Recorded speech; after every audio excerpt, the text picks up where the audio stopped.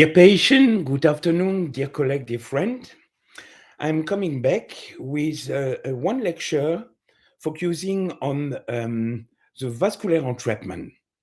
So you remember that for several weeks, I made two videos focusing on vascular entrapment, pelvic neuropathic pain secondary to vascular entrapment. And in this paper, you can find this paper on our homepage, possover.com, blog English. And I published this paper, Autoimmune Disease and Pelvic Neuropathic Pain. The correct title would be autoimmune disease and connective tissue disease and pelvic neuropathic pain. And in this paper, which focused on 128 patients, we performed over the last 2 years a laparoscopic exploration decompression of the pelvic nerve by vascular entrapment. We found retrospectively that more or less 70% of the patients were affected by autoimmune disease. It could be thyroid disease, Hashimoto, Berger disease, Marfan syndrome. But what we found out is that most of the patients present an hypermobility joint syndrome, or what we call an Ehlers-Danlos Syndrome. And then I wanted to come a little bit on this autoimmune disease, because in the paper, I mentioned also thalassemia and sickle cell disease. And when I'm really honest, I didn't know what is sickle cell disease. But last week, I saw one patient in my office, a patient coming from Africa with suffering since more or less 20 years from pelvic neuropathic pain, refractory pelvic neuropathic pain, no possibility to help him. And then I remember, the name sickle cell disease, I saw that, I wrote that in my paper, even if I was not aware what it means. So with the lecture from today, I wanted to give you some knowledge about the three different autoimmune disease and connective tissue disease, the Ehlers-Danlos syndrome, the sickle cell disease, and the third is the thalassemia. So what is Ehlers-Danlos syndrome? Ehlers-Danlos syndrome is a non-hereditary condition that affects connective tissue, the collagen, in the whole body. So these people often, or Ehlers-Danlos syndrome, very often affect or patients affected by Ehlers-Danlos syndrome have a stretchy skin and very flexible joints. So when you see a patient, she's 20, 25, and she already required a surgery for any knee or hip disconnection, that could be the first sign for suspicion of an Ehlers-Danlos syndrome. In any case, these patients have an flexibility, sorry, the word is a little bit difficult, for everything. So Ehlers-Danlos syndrome is quite seldom. Only one patient every 5,000 people will be affected by an Ehlers-Danlos syndrome. And to be correct, there are different forms of Ehlers-Danlos syndrome. You have the most classical form, which affect skin and joint. And one of the typical signs is to just do like that. When patients are able to bring the thumb to here, that means they are affected by an hypermobility, and that could be the first sign for an Ehlers-Danlos syndrome. Then you have the hypermobile, which mostly affects the joint, but in terms of pelvic neuropathic pain, you have a special form which called vascular Ehlers-Danlos syndrome. That means this form of Ehlers-Danlos syndrome which affects the blood vessel. And then you have to understand that when the tissue of the arteria is too flexible, for the same blood pressure inside, the vessel will become bigger and bigger over time. However, from our study we made, we found that patients with Ehlers-Danlos syndrome and vascular entrapment have not just or only enlarged vessel, but for some of the reasons they have atypical vessel in the location. And for example, for the sciatic nerve, what we call the supragluteal vessels, which are in charge from the blood supply and the blood from the gluteal muscle, these gluteal vessels normally are running between the pelvic pelvic bone and the sciatic nerve. Ehlers-Danlos syndrome, very often the vessels are above the sciatic nerve or other pelvic nerve like the punatal nerve, means that the sciatic nerve is compressed between the bone and the vessel. And that is the cause for pelvic neuropathic pain.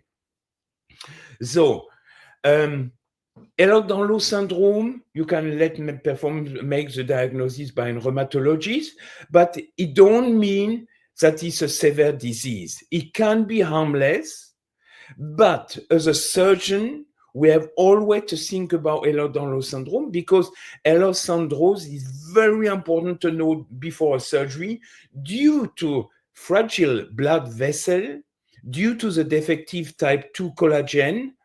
It increases the risk of ruptures. That means during surgery, you have an increased risk to get a bleeding. You touch a little bit of vessel, and this vessel rupture or explodes, and then you have a bleeding. And that's the reason why patients with Ehlers-Danlos syndrome, especially the vascular form, have really an increased risk of hemorrhage. I'm not talking from a small bleeding, but really an hemorrhage, a very important blood loss. And for that, the surgeon and the anesthesiologist have to be aware that the patient is affected by a vascular form of Ehlers-Danlos syndrome. And then after the procedure, there is a poor wound healing and tissue integrity. So we have, in any case, to know before the surgery the patient is affected by an Ehlers-Danlos syndrome, and we have to be aware that Ehlers-Danlos syndrome is definitively one of the most frequent causes, at least in Europe, for pelvic neuropathy by vascular entrapment. Now the sickle cell. I didn't know really what is sickle cell, but sickle cell disease is a genetic blood disease which is passed from parents to children. And this disease changed the shape of red blood cells from round to sickle, banana-like shape. And that's the reason why this disease is called sickle cell disease. It's nothing to do with nickel cell disease. And the problem, what I was not aware, is that the world is plenty of patients affected by sickle cell disease. Even if for us in Europe, we don't see more or less patients with sickle cell disease. That is a very, very common disease in America, with more or less 100 people living in the US affected by sickle cell disease, but much more than that, in Africa, it is estimated that between 12 and 15 million people in Africa are currently living with sickle disease, with special country like Ghana, Nigeria. So Africa is definitely the most affected continent by this disease, as well in terms of number of new cases, but also in people living with this disease. And exactly like the Ehlers-Danlos syndrome, because of this disease, the patient have an increased risk to develop pelvic neuropathic pain by vascular entrapment. So, symptom, painful episode, and I remember the patient I saw last week with a sickle cell disease reports in 20 years suffering from crisis. So for this reason, he had to consume a lot of very, very high-level painkillers. But concerning the pelvic pain, pelvic neuropathic pain he have, which combine sciatic pain, lower back pain, and genital pain, no any painkiller was able to help him.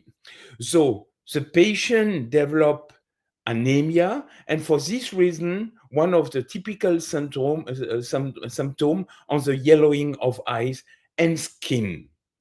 Of course, these patients have an increased risk of stroke and lung problem because of the anemia, but these patients obviously develop with a very, very high prevalence, pelvic neuropathic pain, and like in my patient last week, because of vascular entrapment. How it is diagnosed with a simple blood test at birth and can also be tested by family member.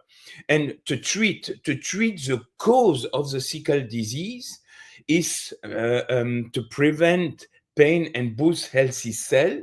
Blood transfusion can be needed, and there are new treatment like gene therapy which are being explored. But from the neuropelveological point of view, patient with sickle disease affected by refractory pelvic neuropathic pain may have an exploration, decompression of the pelvic nerve by coagulation, burning, and cutting the pelvic nerves.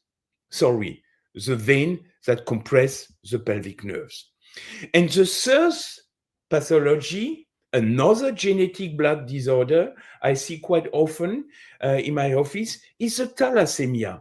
Thalassemia because you have a lot of patients coming from Middle East, Turkey, India, and southeast of Asia who are affected by thalassemia. You see more or less 5% of the global population are carried of an hemoglobin disorder.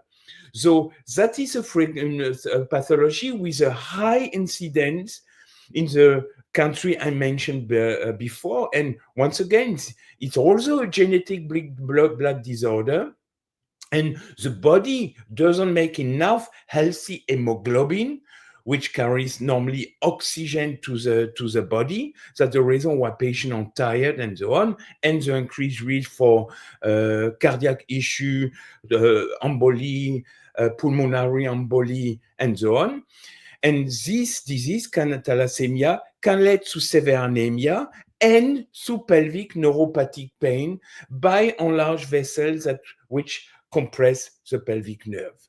So symptoms usually, except the fact that patients are tired, you will find in the blood. You will see that the patient sitting in front of you is pale in face. The diagnosis is performed with a blood test, and there are special tests to see the type of hemoglobin in the blood. You have thalassemia minora, you have thalassemia majora, but that is depending from the blood test. And the treatment of thalassemia is blood transfusion, like in sickle cell disease. In medicine, some medicine treatment to remove extra iron from the body, and in some cases, a bone marrow transplantation. So you have to be aware that even as a gynecologist, thalassemia, Ehlers-Danlos Syndrome, and sickle cell disease seem to be very, very rare, very seldom disease. In fact, it is not like that. These three diseases have a high incidence, especially in Middle East, in Africa, in India, and for the sickle cell disease in the United States. So I thank you very much for your attention. Stay healthy and see you the next time for the next education video from Possover. And please follow me on Instagram on Marc Possover.